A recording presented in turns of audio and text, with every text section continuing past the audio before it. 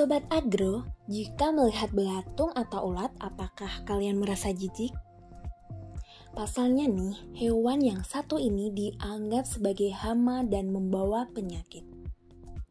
Namun, pada video kali ini kita akan membahas mengenai belatung yang ternyata mengandung zat antibiotik alami sehingga tidak membawa agen penyakit. Yups, belatung ini atau sering disebut dengan maggot merupakan larva dari Black Soldier Fly atau BSF. Dan tahukah kamu, budidaya maggot BSF ini sedang naik daun loh. Seorang pemuda asal Boyolali, Jawa Tengah yang bernama Muhammad Jafar Khairun berhasil meraup untung melimpah berkat bisnis budidaya maggot BSF. Nah, buat Sobat Agro yang penasaran bagaimana sih cara budidaya maggot BSF ini? Yuk kita lihat sama-sama.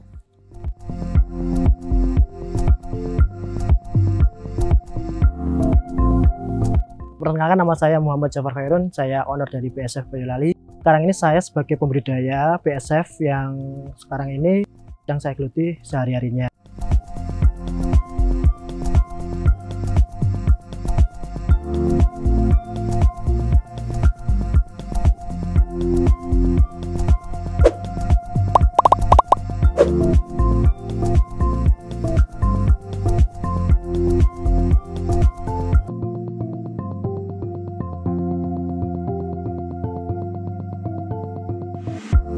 Maggot BSF itu adalah larva dari lalat tentara hitam, dan ini berbeda dengan lalat hijau atau lalat rumahan ya. Perbedaan antara lalat hijau, lalat rumah dan BSF adalah terletak di fase larvanya yang panjang. Lalat BSF mempunyai fase larva yang di atas 30 hari. Dan selain itu adalah lalat BSF juga bukan sebagai vektor penyakit atau pembawa penyakit bagi lingkungan sekitar. Sehingga ini bermanfaat sekali untuk dibudidaya, apalagi dengan kandungan proteinnya yang sangat luar biasa tinggi. Selain itu juga ada kandungan asam amino dan lain-lainnya yang bisa dimanfaatkan untuk pakan ternak maupun pakan ikan.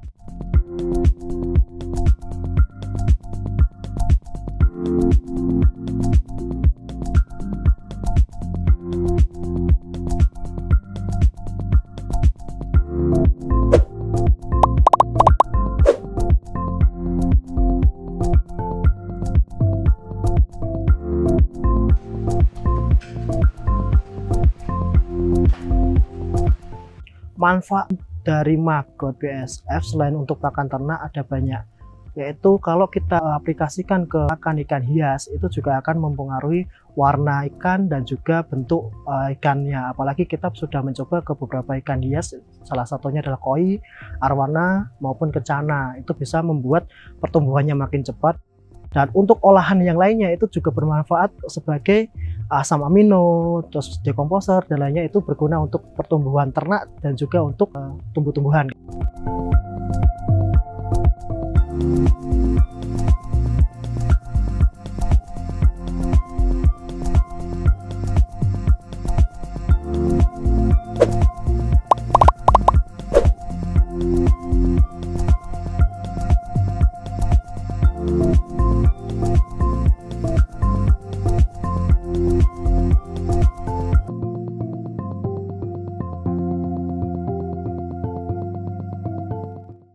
Kalau kita ingin membudidayakan maggot, ada beberapa part atau segmen yang perlu kita perhatikan. Yang pertama adalah ketersediaan lahan, yang kedua adalah ketersediaan pakan, yang ketiga bangunan, yang keempat juga sumber daya manusianya. Jadi banyak banget yang perlu kita persiapkan sebelum kita berbudidaya.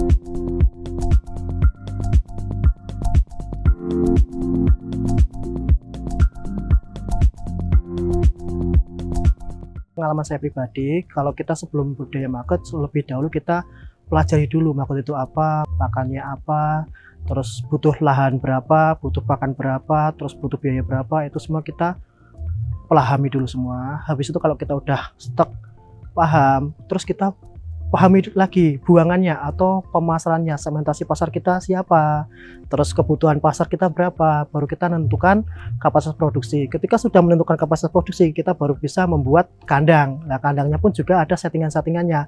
Kalau yang kita di sini itu kandang lalat maggot, lalat BSF. Nah, kandang lalat maggot BSF ini pun juga ada beberapa part penting di sini yang perlu kita perhatikan, mulai dari cahaya matahari, mulai dari bentuk bangunannya, mulai dari sumber baunya, mulai dari indukannya dan lain-lainnya. Jadi setiap kandang BSF maupun kandang indukan maupun kandang fattening atau pembesaran itu mempunyai pakem-pakemnya sendiri-sendiri. Bagi teman-teman yang belum bisa atau belum tahu, saya harapkan untuk belajar ke teman-teman yang lebih paham. Kita sharing-sharing masalahnya apa, terus kita bisa temukan solusinya. Karena kenapa? Setiap daerah itu mempunyai masalah sendiri-sendiri. Kalau di daerah Boyolali dengan kondisi yang cloudy atau mendung kayak gini, itu juga masalahnya beda. Apalagi maggot lalat ini, lalat tentara hitam ini sangat membutuhkan sekali cahaya matahari yang otomatis setiap daerah beda-beda.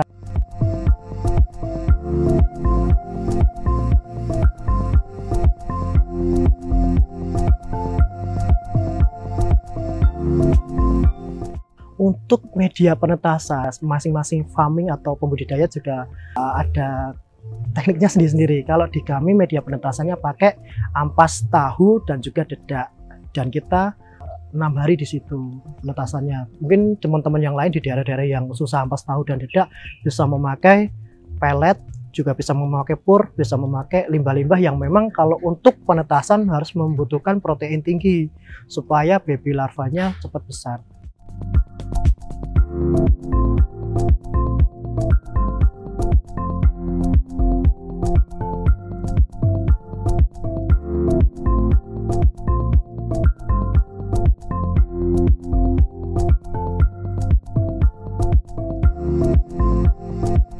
Kalau untuk pembesaran ini sangat penting sekali karena apa yang kita jual adalah di pembesaran. Maka dari situ komponen yang terpenting adalah di pakannya. Kalau pakannya itu bagus, otomatis dia untuk berkembang juga bagus. Di sini ada tantangan pembudidaya. Dari pakan yang bagus ini kita carinya dari mana? Mayoritas pembudidaya adalah dari sampah sayur dan buah. Apakah itu cukup? Saya rasa kalau cuma itu dua itu aja akan banyak sekali masalah. Perlu pakan-pakan yang lain untuk sebagai sub nutrisi tambahan.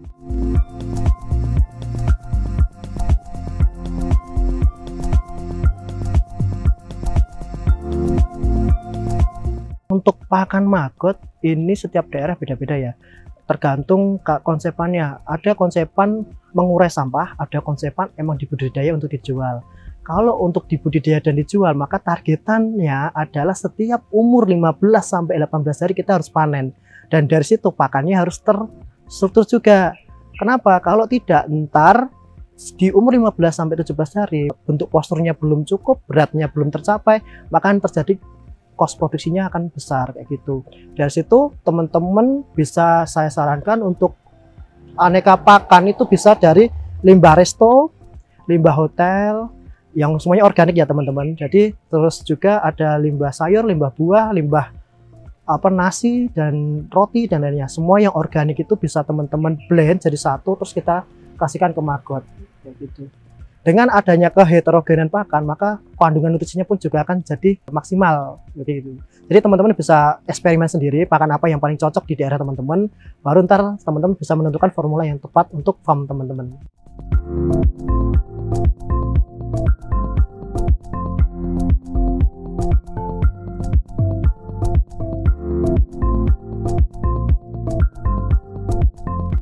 Kalau untuk pemanenan di kami ada dua sistem cara. Yang pertama ada sistem cara mesin pakai ayakan, yang kedua konvensional gitu. Dan untuk membutuhkan waktu yang lama atau enggak ini tergantung teman-teman medianya. Ketika medianya teman-teman itu gembur baik, itu akan mempercepat teman-teman akan panen. Tapi ketika medianya teman-teman nggak sehat atau kulturnya nggak sehat, becek, lengket dan lain itu akan mempersusah teman-teman untuk panen maggot kayak gitu.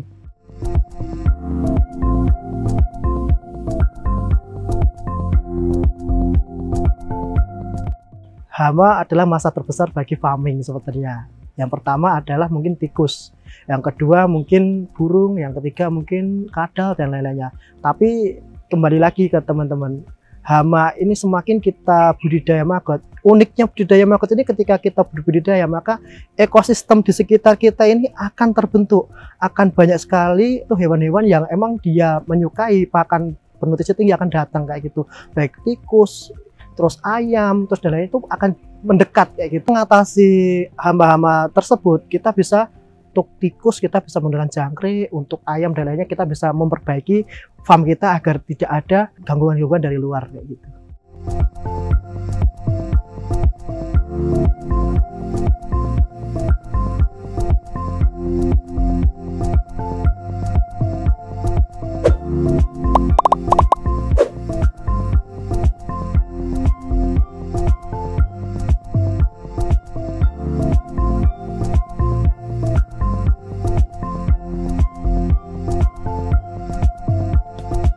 Bagi pemula, tetap fokus tujuannya apa, tetap optimis, tetap berinovasi, jangan mendengarkan kata-kata orang, karena kata-kata orang tidak memberikan hidup ke kita, tapi motivasi diri kita untuk semakin berjuang dan semakin berkembang untuk kesuksesan kita masing-masing.